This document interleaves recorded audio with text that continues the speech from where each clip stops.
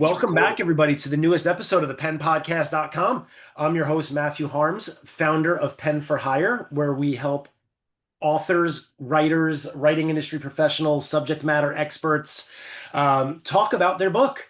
And today I have the pleasure of being joined by none other than Dr. Sean McPeck. How are you, Sean? Good. Thank you, Matthew, for having me on here. It's an honor to get a chance to talk with you.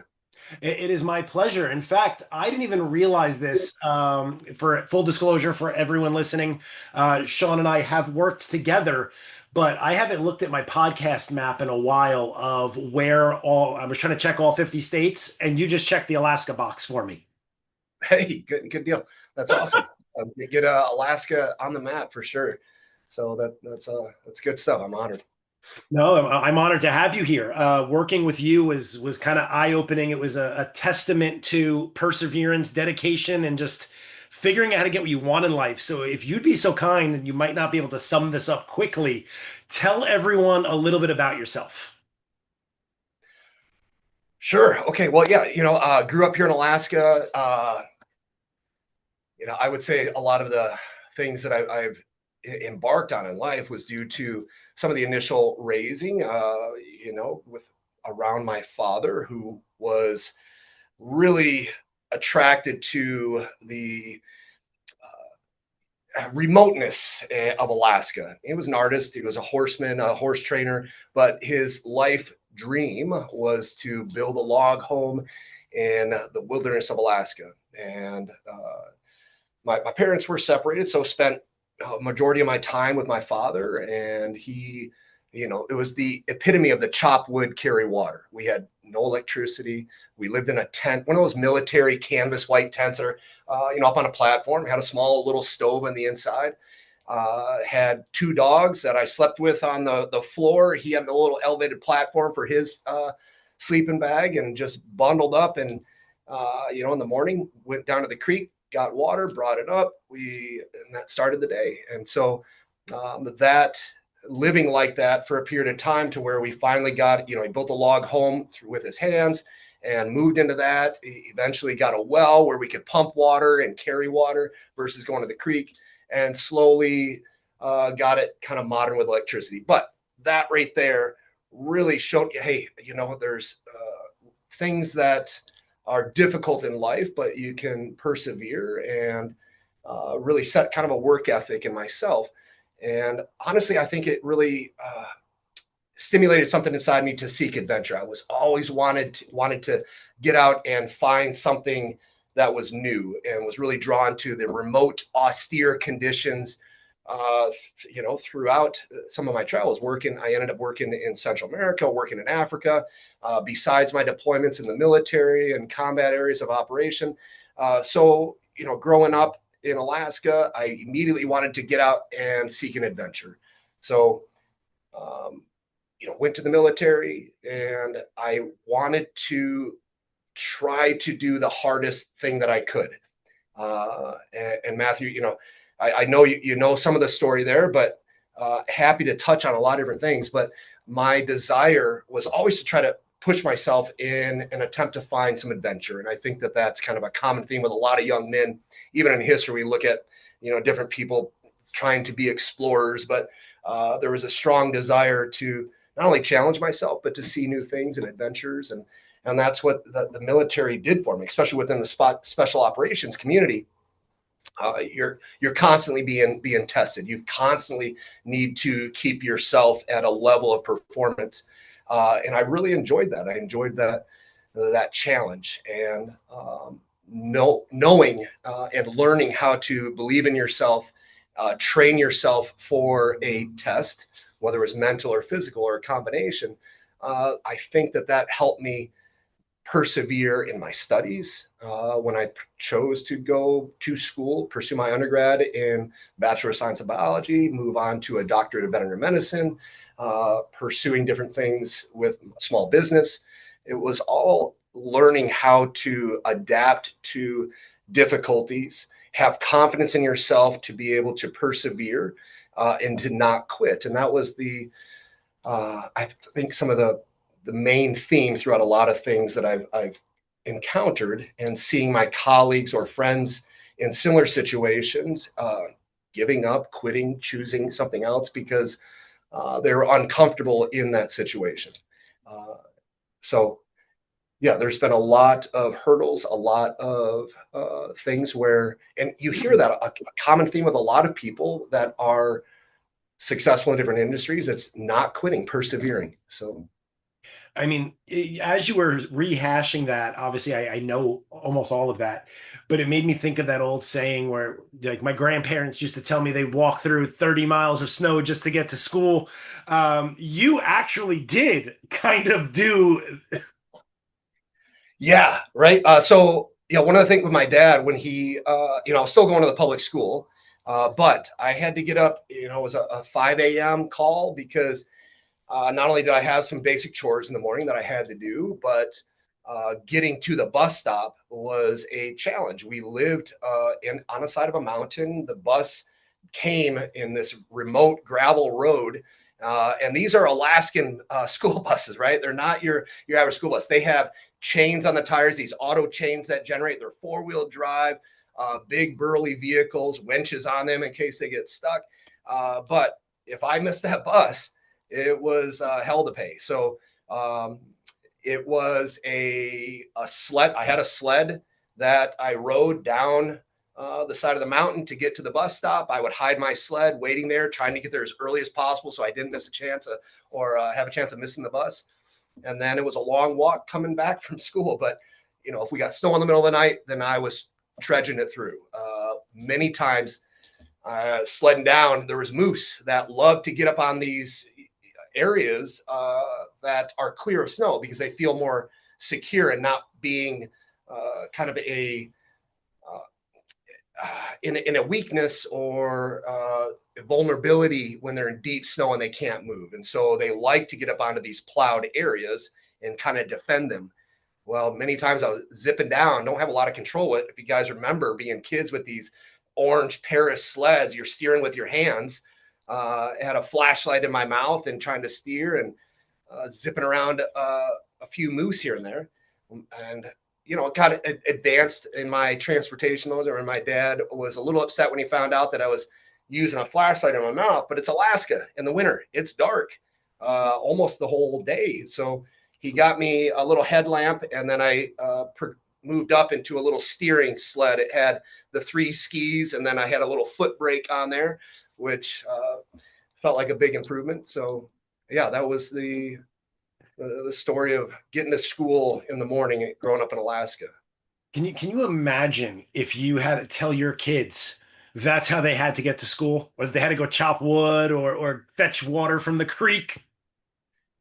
Yeah, 100%. And it's funny. Even now, I remember, gosh, it was this morning and yesterday. I was kind of laying into my kids about the fact that they didn't have much chores to do, and I'm trying to use my story of the stuff that I had to do, and we don't want them to feed the dogs and go feed the chickens, and that's a struggle sometimes to get them to do that. And I'm like, you guys, what are you? Let's go get some stuff done. And you find yourself going into this thing where you're talking about your experiences and then all of a sudden reflecting, God, I heard the same story from my parents, and going back and looking at things were difficult for different generations, and realizing how easy some of the current generations have. But I guess it's all relative, right? It is definitely all relative. I mean, nowadays there's so many more distractions than we had growing up. Well, But I never really, I mean, everyone kind of has this illusion of Alaska. But your story made me realize just how rough it can be. What keeps you in Alaska? great story or question.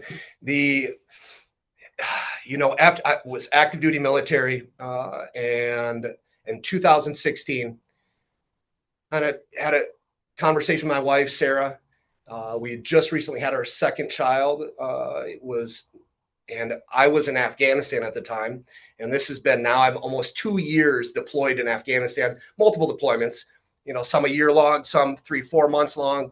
But at the time, it had totaled about 2 years. And, obviously in that environment, there's close calls, there's things where you kind of reevaluate priorities, and just had a conversation like, look, really think, have done my time here. let's spend some time together and grow in the family. Let's look at a place where we can kind of stake our flag.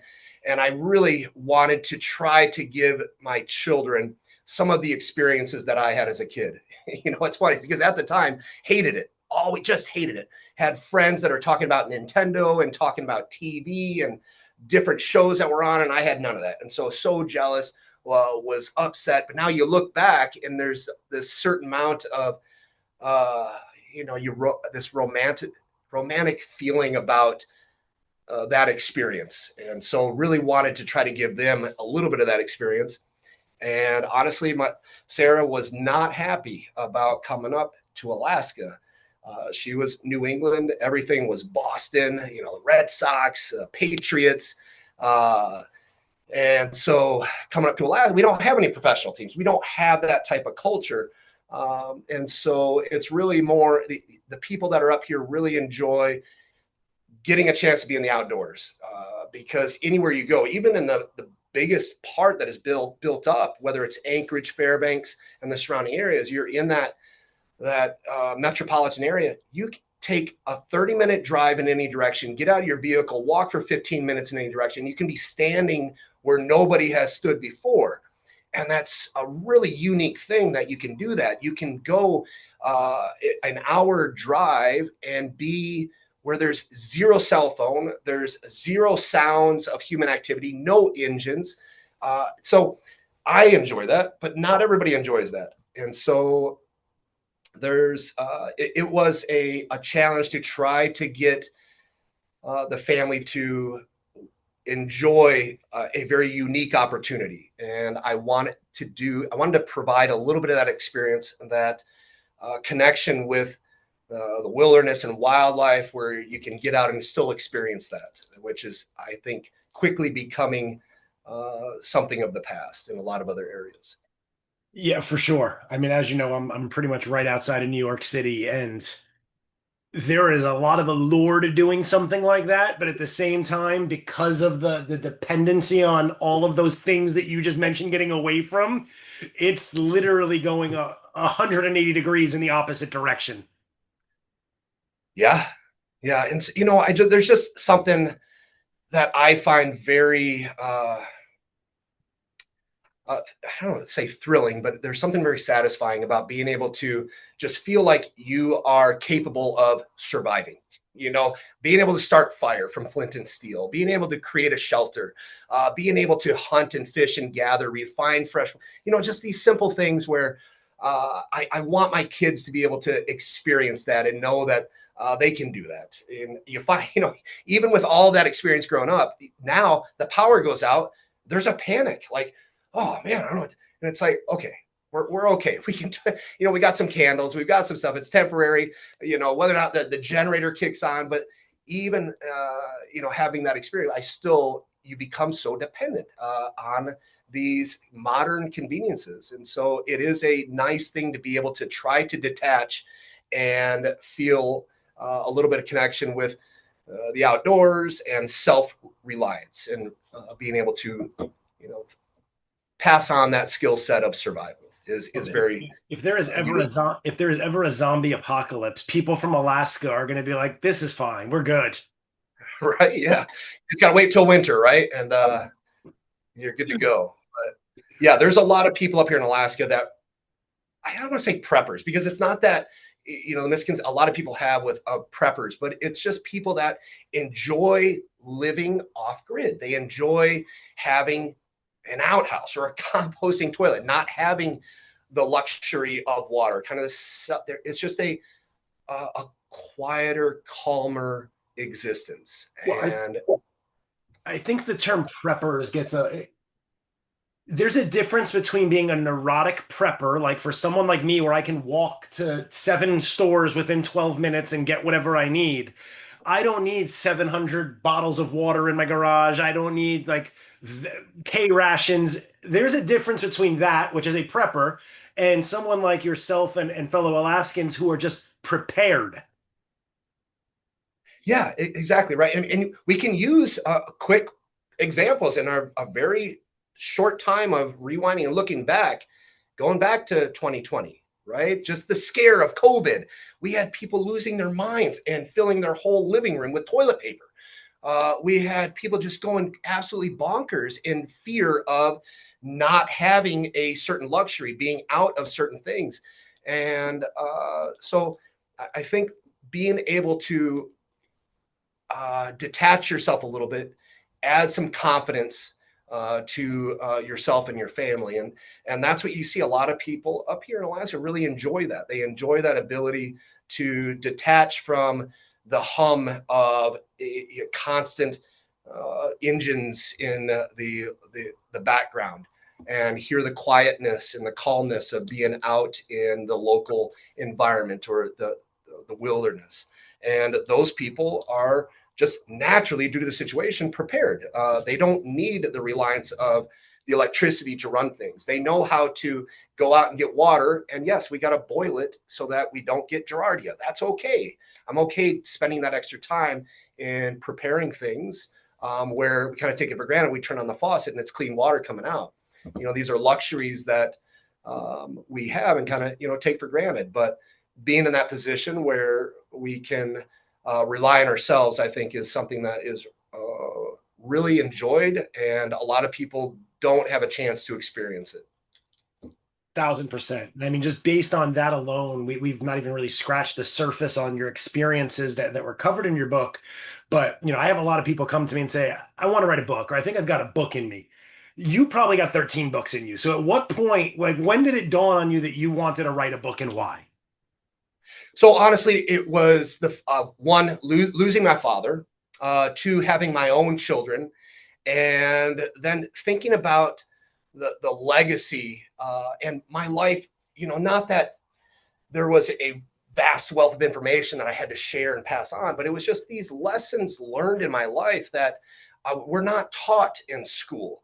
These different experiences that I encountered that I look back, I'm like, my God, if somebody would just explain to me that this is okay going through, you're going to be just fine, do X, Y, and Z, I would have been much better off. And so it was a desire to try to pass on some of my stories and lessons learned, and fun things too, things that I look back and I'm like, God, that was a crazy experience. I want my kids to know that and hear, because my dad, I had so many awesome, amazing stories that he shared with me, that, him growing up in, he was your classic hippie artist. And he ended up being a truck driver going all over the US. He hitchhiked for a long time, just all these crazy experiences and adventures that he had. And I can't remember half of them, let alone the details. I have a handful of pictures. I have no video recordings. I have no audio recordings. I have no handwritten accounts of his experience.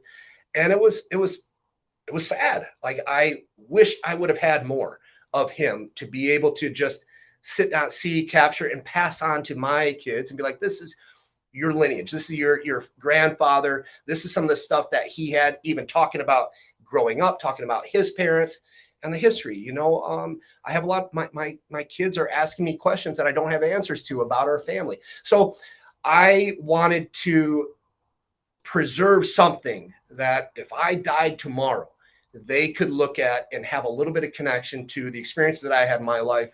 And if they got a couple of lessons learned and were better off because of the experiences that I went through, and set them up to be more successful, great. That's what I wanted to do. And so, go to your question of why I wanted to write a book, it was really initially a legacy for my kids. I just wanted to get down a bunch of things that I thought would, one, interest them, two, they could benefit from. And then, as I was writing it, I'm talking about going through undergrad and the courses and the things that I'm trying to build a foundation to apply to veterinary school, because it's tough to get into. So I'm talking about that. I'm talking about the application, getting into veterinary school, being in veterinary school, talking about persevering in the different things that are going on there, going through a difficult curriculum, and then coming out, going now back into active duty in the military. Anybody that has desires to go into the military, whether it's my experience enlisting right out of high school, or being in the reserves or National Guard while you're trying to pursue a normal life and education. Or as I did, went back active duty as an officer during a combat. We were, engaged in combat and theaters of operation, being a combat veteran, my experiences there, and then being a father and raising all these stories, and then eventually getting to where I'm running my own business. My whole family is involved in that. And man, the stuff that they don't teach you in business school that I was dealing with and persevering in trying to create something, I realized, God, there's a lot of things here that I think would apply to a broader audience. And there's things that I know would benefit somebody, and if they picked it up and took a couple things out of it. So that's how it evolved. I wanted to get stuff to my kids, then realize, hey, this may apply to a lot of different people that are going through some of the similar stuff. Why reinvent the wheel if you could share with them and get them in a better position to be more successful? And so that was the desire, just to share things and it be a reference for anybody in those type of situations where I could explain the difficulty or the hurdle that I was experiencing and how I overcame that, persevered, or came out more successful on the other side. I actually distinctly remember one of our conversations as you say that we were planning out the strategy for the book, and it was supposed to be geared strictly for people interested in the veterinary field. Yeah. And I said to you, Sean, what you've gone through really can apply to anybody. For someone who MMA cage fought their way to get Yeah. tuition money just to pay for veterinary school. That applies to anyone who ever goes and says, well, I don't have the money to do that. I can't do it. Like, you found a way. Yeah. And looking back at, sometimes you forget of the, kind of the dirt and the stuff that you go through. In being a college student, 100%, man, it was a struggle. I was trying everything. I was trying to get, scholarships through the Reserves National Guard. I was trying to use the GI Bill. I was doing all these odd jobs. I was plowing snow in the middle of the night. I was trying to be a lifeguard. I was a bouncer on the weekends at a local bar. I was not I did not want, in my mind, I was not drinking, not partying. I was very serious about getting my education because everybody told me how hard it was to get into vet school, that you're not going to be able to do it, do something. And I was so determined because I heard all these voices saying, oh man, that's too tough. You're not going to be able to do it. Like, okay, well, I'm going to be successful. I'm going to find a way. And I need to, on my self-discipline, I'm not partying, I'm not drinking, I'm studying. And so, but I still had a desire to have a social life. And so finding a balance, that was where, balancing at a club, being security, but it still didn't make enough. But I found that cage fighting and mixed martial arts, NHB, no holds barred type stuff was really starting to grow in kind of this underground area. It was not being accepted. I mean, you remember John McCain at the time was really coming out against mixed martial arts, UFC. It was human cockfighting. They were really but that was when I was really coming into the scene. This is, mid 90s, late 90s. And there was many times we've, abandoned, no, not abandoned, but there were big stadiums for these universities that underneath they had all the racquetball courts, and they're all abandoned. It's your, long, grimy concrete hallway, all the pipes dripping in there. And these abandoned racquetball courts that are, concrete with a big, thick glass front. We would pad the walls and a ref would go in. People would all view from the outside, and we went to it. And I remember getting paid $500 a fight. If I got a sponsor, where in the beginning, as here in the red corner, here in the blue corner, this is Sean McPeck fighting out of their weight, and sponsored by Jimmy's Subs, whatever. Come down to Jimmy's and get a Subway sandwich. I literally, just for that, they would pay me a couple $100 if I got a sponsor. And so that was the beginning. Then it slowly evolved. Hey, if you win, you get extra. You show up, you make weight, you get this. If you win, then you get this. If you get a knockout, you get this. And then there's bonuses to try to make you want to fight harder. And yeah, that was, I would say, once a month, if I was trying to get a fight in. maybe every 3 months there was a fight. But that it was $500 or $1,500. It made a huge difference at the time for rent money, for gas money, for groceries. So I was doing a lot to survive. And yes, doing some MMA fighting was definitely a part of it. So, needless to say, you probably get really, really frustrated when you get an employee who calls out with a stub toe, or you hear someone say, "Oh, I just can't do it because I don't have the money." Right? Where there's a will, there's a way. Yeah, and I'm sure this is going back for millennia when humans are talking about their experiences, and now we're categorizing every single generation has a number letter combo for describing and capturing that generation. But yes, 100%.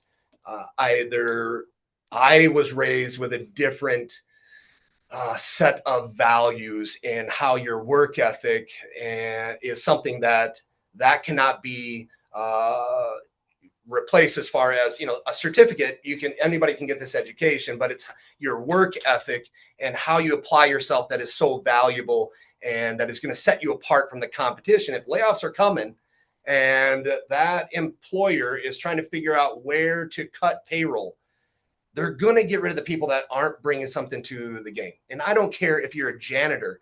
And one of the things that my dad always said, he gave me the story of the blind janitor. And I say that in the book because it was something that stuck with me so much, where this owner of this business went to every floor and was looking at the cleanliness. And one of the floors was stood out so beautiful, and it was so clean. And through the investigation, he realized that the janitor that did that floor was blind.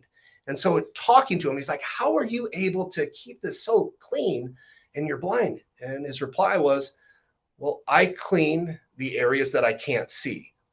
And so, the story is that take a little bit of pride in it.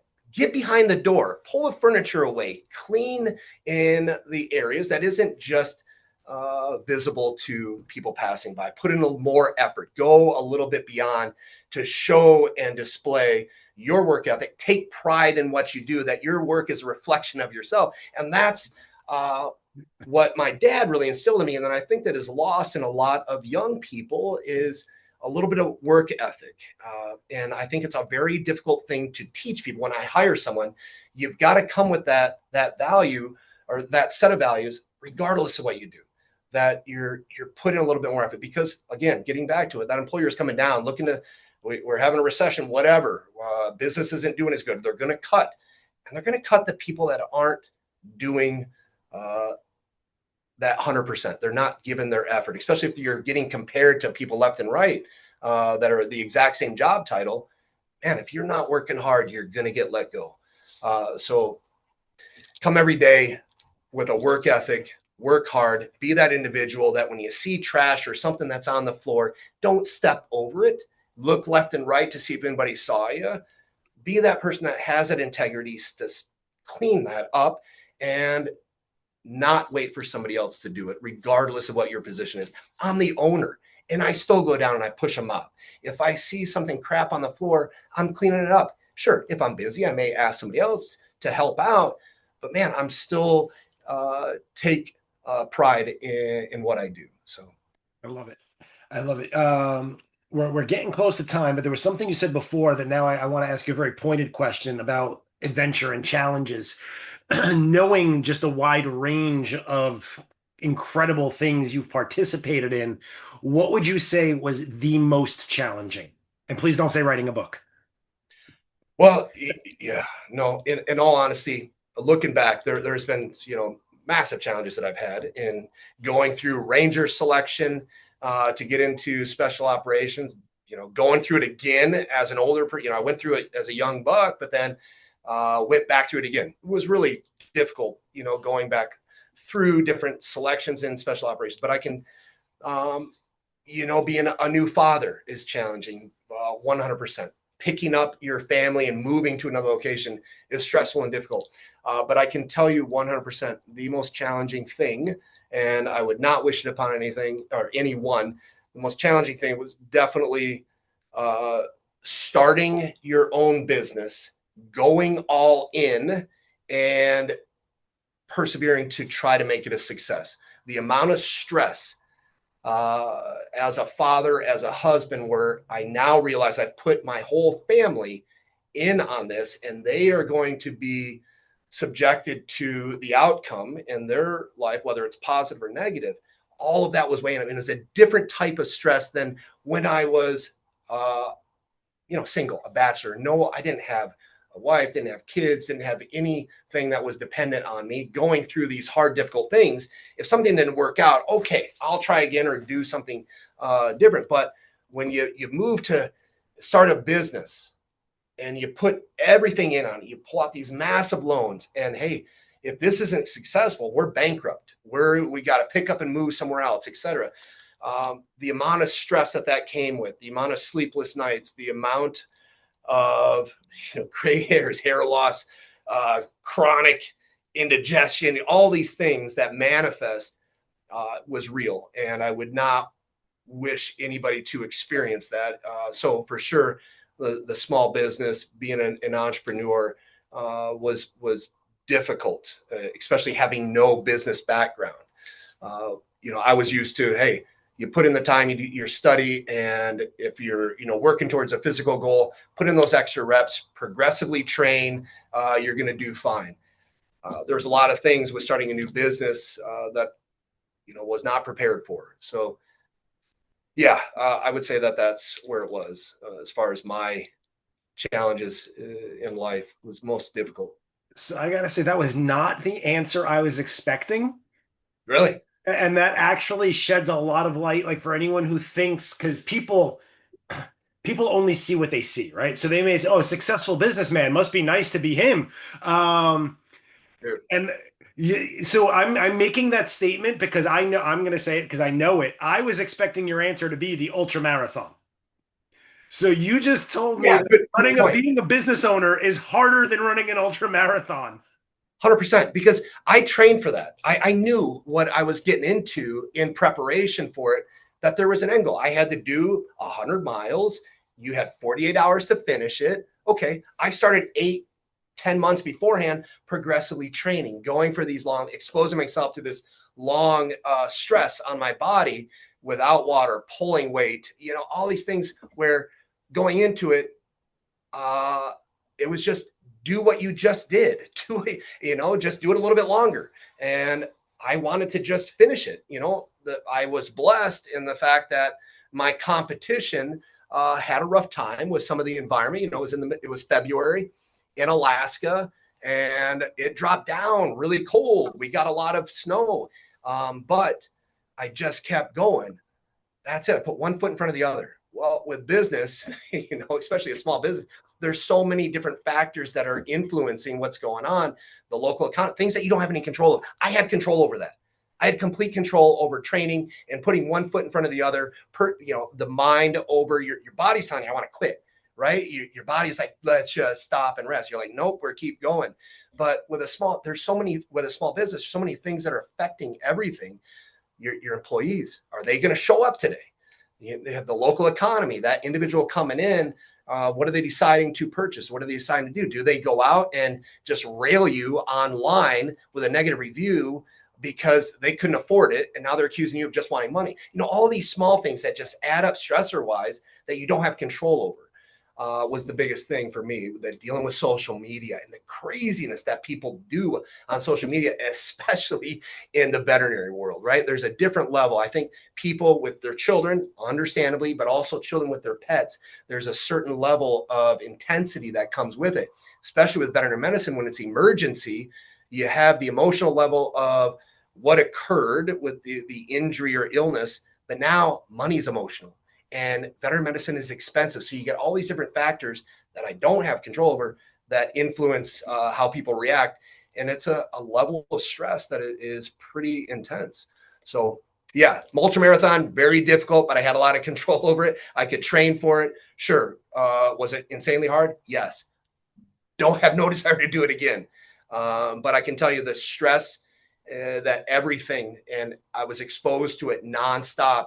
was starting a small business and dealing with all of that as an individual before I could start to kind of delegate it out and hire somebody to handle the social media, hire somebody to handle the, HR, somebody to handle payroll, handle all these other things.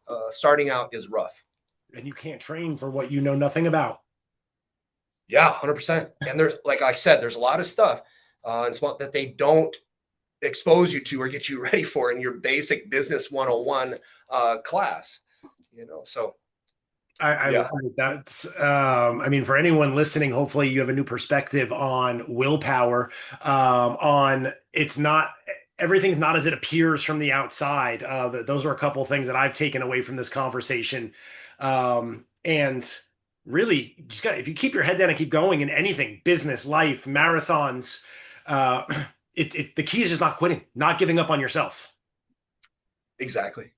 Yeah. And then also really, what do you have control over? I think the hardest part in the beginning was I felt like I had control over everything when I didn't. I don't have control over that other doctor that I've employed, that they're coming to the day with their A game and a desire to be the best the way that I was, because the business was, my baby. So I'm coming with a different mindset. And reality is maybe they're just coming to get the day done and get the paycheck. And so you don't have control over those certain things. Or worst case scenario, where you kind of alluded to, hey, start your own business, have it easy. No, you are literally responsible for everything the business does or fails to do. And so if somebody doesn't show up for work, guess what? That's on you. Unless you want to close doors and just not, well, that doesn't work out for making sure you can pay all the bills and pay payrolls. But for my experience, if a doctor decided not to show up, it doesn't matter if I was planning to go on vacation with the kids. I'm coming to work now to make sure that the business stays running and people are getting paid. So yeah, it's a different type of involvement when you have your own business. You are not as free as people think you are. You're 100% responsible for everything. Which is a double-edged sword, right? You have the beauty of being responsible for everything, but you just said, right? You got to cancel a vacation. People see the nice vacations you go on, it's like, oh, it must be nice. Yeah, They don't see all the ones you cancel. exactly. 100% correct. Yeah, especially with social media, right? It gets over romanticized or embellished, but we focus on kind of the great things, and so everybody else sees that, and either are happy for you or they're jealous of you, either way, but they don't necessarily see all of the rough stuff that occurred that you're obviously not going to take pictures of and film and post it. I mean, some people do, but you want to post, I don't do the social media, but they like to post the good stuff. 100%. I love it, Sean. As we're pretty much up at time, so if you'd be so kind, tell everyone the name of the book, where they can find the book if they want to learn more about what you do in Tier One. By all means, let everyone know. Yeah. Well, thank you, Matthew. I appreciate it. So Lockjaw was the book that I wrote. It definitely had a lot of help. Matthew, your knowledge and your expertise was 100% the reason that I was able to get it to the finish line. So sincerely appreciate all the work that you did and helped me do that, so that my kids and the future, they're able to see that, touch it, read it, and have that connection with me. And I appreciate you helping me get that to the finish line. But yeah, it's kind of talking about Tier 1 Veterinary Medical Center, the hospital that I brought, and everything I did in the state of Alaska that was very unique and hadn't been done before. The trials and difficulties and persevering through it. And now, I believe, 9 years in and still cooking. So, Lockjaw is the book. And honestly, it made me realize that I could do another one. Now I'm trying to work on a few other projects, but that was a great bucket list, a great experience. And so anybody that's thinking about or wanting to do a book, if you feel like you have something that you could share and could improve or help somebody else, man, do it. Write it down. Get a book done. You're going to be, I think, very, very happy when you look back that you did take the time to do that. And there's other people that you're going to influence and help out. I love that you said that because that's kind of my philosophy and why I do what I do. Because even if only one person reads your book and that person's life is positively impacted by reading your book, you would be doing them a disservice if you chose not to write the book, right? We can all learn from each other. 100%. Yep. And I've had multiple experiences after the book was published where I've had colleagues, friends, people that have called me up and man, it rang so true. I'm having this going through a divorce with the kids. And man, I was, kind of relying on the bottle. And man, I just, I put the bottle down. And after reading that and realized, yeah, I just got to persevere and go through it. Made a just, put a bunch of wind in my sails for sure in hearing that. But I've had it multiple times where people have said, hey, that what you wrote made a difference. And so it does. It makes it is very rewarding, even if it's just one person, that if you can share some of your experiences to influence that somebody's better off, it's well worth it, let alone if you're just a legacy for your children and talking about things that or that you did. I love it. Sean, thank you again for being here. I knew we were gonna have a good time. I'm sure we went well over time. My editor's gonna be mad at me, but I don't care because it was worth every second of it. For everyone listening at home, you just spent this time with Dr. Sean McPeck and Matt Harms. Please head over to Amazon, pick up your copy of Lockjaw. I'm biased, but I can tell you if you were intrigued by any of the things you heard, there is so much more in the book we would not have had time to cover. It is definitely worth a read. And Sean, I really appreciate you taking the time out of your busy day running that hospital up there in Alaska to join us. Hey, thank you, Matthew. Yeah, any readers out there or listeners out there, anybody that is a veterinarian, man, we're always in need of people up here. So look us up and think about having a cool life experience of the last frontier. But thank you, Matthew. Appreciate everything you've done and continue to do. You've got a great service going on and a very true talent. So thank you. Sean, thank you. We will be in touch. And on that note, folks, we will catch you all on the next episode.